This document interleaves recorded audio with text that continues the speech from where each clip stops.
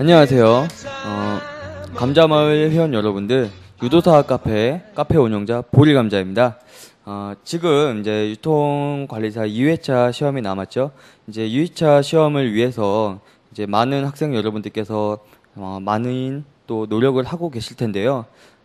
학습에 어려움을 겪고 계시는 분들을 위해서 감자마을에서 준비했습니다. 무엇을? 스텝 1. 유통관리사 2급 합격 공부 비법 대공개 빠밤. 스텝 2 과목별 학습 방법 빠밤. 웃지 마시죠. 그러니까 예. 저희 감자마을에서 이제 자격증 교육에서 한 20여 분 정도의 교수님이 계시죠. 근데 그 중에서도 유통관리사의 저자이시자 감자마을 전임 교수님이신 김원환 교수님을 모시고 학습 방법을 알아보도록 하겠습니다. 안녕하세요, 교수님. 예, 안녕하세요. 예, 교수님은 이제 40대신데도 거의 이렇게 보시면 항상 느끼는 거지만 20대처럼 보이세요. 아이, 고맙습니다. 우리 보리감자도 그 10대 같이 보여요. 저는 20대죠. 예. 일단 그렇게 봐주시니 감사합니다, 교수님. 예. 감자마을 회원님께서 유통관리사 학습 방법에 대해서 많은 궁금증을 가지고 계신데요. 어떻게 하면 효과적인 학습 방법을 알 수 있을까요, 교수님? 지금 뭐 스텝 1, 2 학습 방법, 학교 공부 비법과 또 학습 방법 이 두 가지를 또 재밌게 빠방 넣으시면서 하셨는데 네. 그런 것들을 진행하시기 전에 주의할 것은 이제 그 출제 의도하고 난이도 이 두 가지를 좀 알고 시작을 하셔야 된다는 것을 좀 염두에 두셔야 될 것 같아요. 네. 출제 경향하고 난이도에 대해서 분명하게 이해를 하지 않고 학습을 하게 되면 학습에 따른 그런 그 효과라든지 시간이 더 증가가 될 수 있기 때문에 출제 경향 난이도 이 분석된 자료를 찾아서 보는 것이 중요하다 할 수 있겠죠. 그러시면 주의사항이라는 게 있군요, 교수님. 예, 그렇죠. 주의사항이라는 부분들이 이제 네. 염두에 두고 나아가야 될 어떤 방향적 지침서라는 그런 것으로 이제 정리해 보면 되겠습니다. 그럼 주의사항이라면 어떤 내용이 있죠, 교수님? 그러니까 그 내용이 좀 포괄적이죠. 좀 구체적으로 말씀드린다고자 한다면 앞서 네. 말씀드렸던 그러한 자료를 좀 찾아보면서 학습에 있어서 제일 기본은 목차를 확인하는 것이고요. 네. 또 그 다음에 두 번째로 해야 될 부분들은 이제 반복적인 학습, 그리고 세 번째로 해야 될 부분들은 그러한 그 목차와 반복적인 학습을 위해서 궁금한 것들이 생겼을 때 그런 것들을 해결할 수 있는 커뮤니티 활용, 뭐 커뮤니티 카페 활용 이렇게 정리해 볼 수 있겠습니다. 목차를 본다고 교수님? 그 목차를 본다는 얘기는 뭐냐면 시행처에서 이 자격증을 취득하기 위해서는 네. 이러한 과정들이 필요하다라고 제시한 부분들이 책에 그대로 또 반영이 되어야 되는 부분들이고 그 반영된 내용들이 시험에 맞춰져 있어야 되는 부분들이 전제가 되는 것이죠. 그래서 그 목차를 본다는 것 자체가 내가 앞으로 이러한 것을 학습하겠구나라는 나침반 역할을 해줍니다. 그래서 반드시 목차를 보고 학습을 진행을 하는 것이 중요하겠죠. 그렇군요. 그러면은 반복 학습은 계속 몇 번 교재를 보라는 건가요, 교수님? 물론 그건 틀린 말은 아닙니다만 그 중요한 것은 이해를 하고 본다 해서 이해를이라는 전제가 깔려 있어야 됩니다. 뭐 대충 보고 이해를 대충 하고 넘어가게 되면 대충 시험을 보게 되는 것이 되죠. 그래서 네. 시험에 왜 떨어졌는지를 알 수가 없어요. 모르는 게 생겼을 때는 반드시 묻고 그것에 대한 답변을 얻은 후에 이해를 충분히 하고 그 다음 단어로 진행을 하는 것이 정독이다라고 얘기를 하는 것이고 그 정독을 통한 반복학습 이것을 제가 말씀드리고자 하는 것이죠.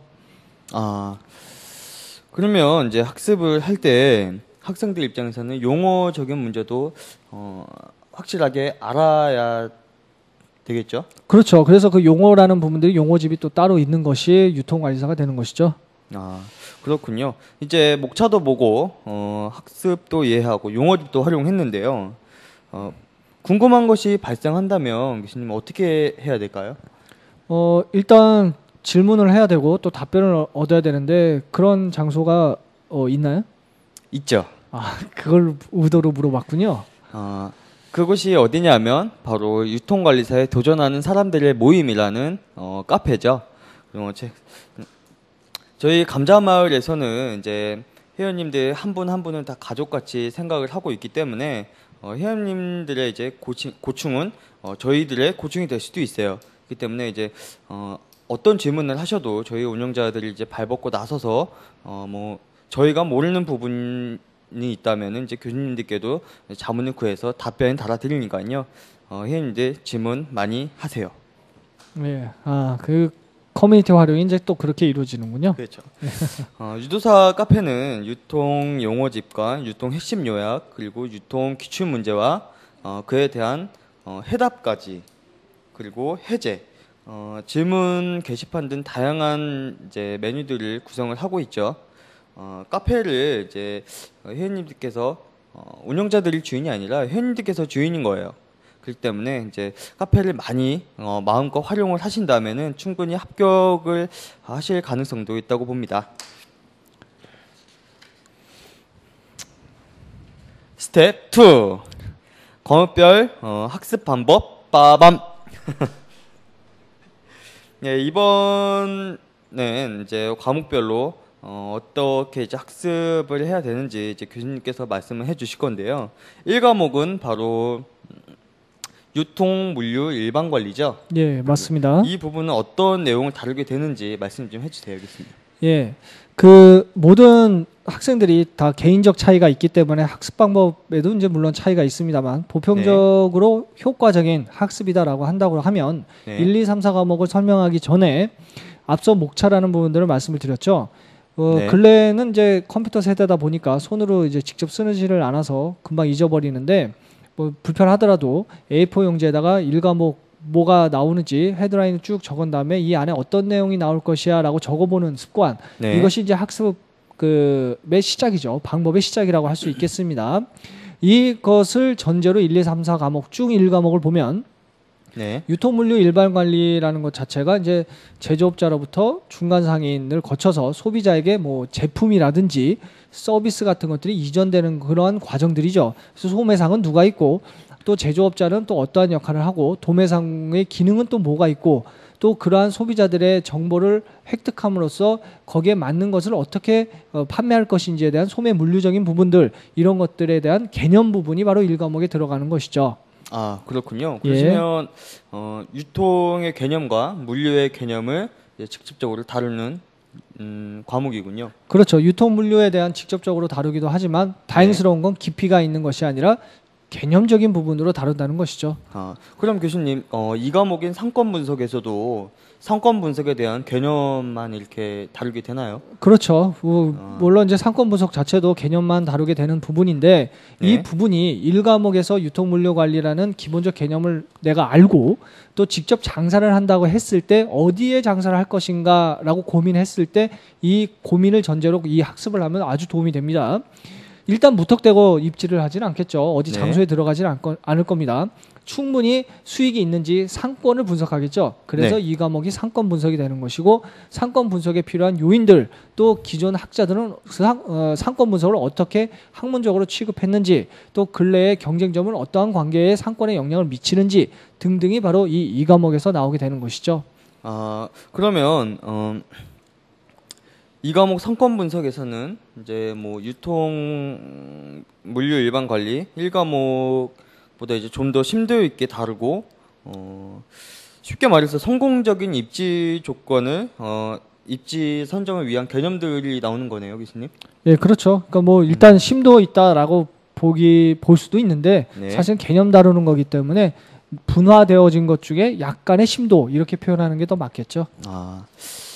말씀 잘 들었고요. 이제 다음은 3과목이죠. 3과목은 유통 마케팅이죠, 교수님. 예, 그 마케팅이라는 것이 이제 마켓 플러스 ing 시장에서 네. 일어나는 모든 일들이죠. 그런 것들이 기업 입장에서 어떻게 즉 광고나 효과, 홍보 등등을 통해서 물건을 잘 팔리게 할 수 있겠는가, 그러한 전략은 또 무엇이 있겠는가에 대해서 다루게 되겠죠. 네. 그래서 마케팅에 관련된 마케팅 조사라든지 또 마케팅의 직접적 활동인 사피 요소, 프로덕트 거기에 이제 가격이 붙죠. 프라이스, 어디에 팔지, 플레이스 잘 팔릴 수 있도록 하는 프로모션, 촉진 이것이 이제 심층적으로 또 다뤄지게 되는 것이 바로 유통 마케팅이 됩니다. 제가 듣기로는 이제 1과목부터 3과목까지 들었는데 전부 다 조금씩 연결이 되는 것 같아요, 교수님. 예, 맞습니다. 제대로 보셨는데 예. 1과목, 2과목, 3과목, 4과목이 다 연결이 됩니다. 그래서 1과목에 학습한 것이 4과목에 나올 수도 있고요. 4과목에 학습한 것이 1과목에 나올 수도 있습니다. 그래서 내가 학습한 것이 꼭 여기에만 나오는 거야라고 볼 수는 없으니까 네. 항상 그 열린 생각으로 가지고 학습을 해야 되겠죠. 그래서 교재도 주목 내용을 빼면 얇아지는 이유가 바로 거기에 있죠. 아, 그렇군요. 그러면 이제 마지막 4과목이 남았죠. 예, 4과목은 유통 정보. 그렇죠. 예, 여기서도 한 말씀 해주세요, 교수님. 예, 두 말씀 해도 되겠죠. 예. 유통 정보라는 것은 이제 컴퓨터를 사용을 하는 현대 시대에 있어서 컴퓨터는 없으면 안 되겠죠. 네. 기업의 입장에서 그 컴퓨터를 어떻게 쓸 것인가라는 반복론 쪽에 대한 용어 정의, 그리고 그거에 대한 개념적 내용이 이제 다뤄지게 되는데 네. 앞서 유통이라는 것이 제조업자로부터 소비자로 이전되는 어떤 제품이나 서비스다라고 말씀을 드렸죠. 그러한 제품을 만들기 위해서 기업은 물건을 들여와야 되겠죠. 네. 그것을 전자적으로 처리할 수 있고 뭐 회계 처리도 자동으로 하면 얼마나 좋겠는가라고 해서 개발한 시스템이 바로 서플라이 체인 매니지먼트, 공급망 관리, 공급 사슬 관리, 공급 체인 관리라고 불러지는 그런 것들이 다뤄지게 되고 네. 기업 내부에 있는 인적 요소라든지 아니면 회계 요소 그리고 실질적인 제품, 반제품, 완제품 요소 이런 것들을 하나의 자원으로 보자. 해서 전사적 자원 관리라는 ERP 이런 개념들이 등장하게 되는 것이죠. 또 뭐 유비쿼터스나 그리고 또 그 뭐 가장 근간이 되는 바코드 또 무선으로 인식할 수 있는 RFID 등등의 내용이 다뤄지는 것이 유통 정보가 되는 것입니다. 아, 근데 제가 또 이렇게 듣다 보니까 유통 4과목, 이제 유통 정보에서는 이제 용어들이 많이 나오는데 이제 학생들 입장에서는 4과목이 좀 어렵게 생각되지 않을까요, 교수님? 그렇죠. 그래서 용어집이라는 것도 또 필요하게 되는 것이고 네. 또 질문 답변이라는 것이 그러니까 커뮤니티가 반드시 들어갈 수밖에 없게 되는 것이죠. 아, 말씀 잘 들었습니다, 교수님. 예. 예. 교수님이 방금 말씀하신 유통 용어집이라면은 저희 카페인 유도사 카페에 다 있는 자료들이죠. 예. 선생님들 학습은 기초적인 내용이 가장 중요합니다. 그렇기 때문에 카페에 있는 자료들을 많이 활용을 하셔서 많이 자료를 활용하신다면 선생님들께서 유통 2회차 시험이 어렵게 나오더라도 충분히 합격하실 거라 생각이 됩니다. 예, 오늘 방송은 여기까지 마치겠습니다. 감사합니다.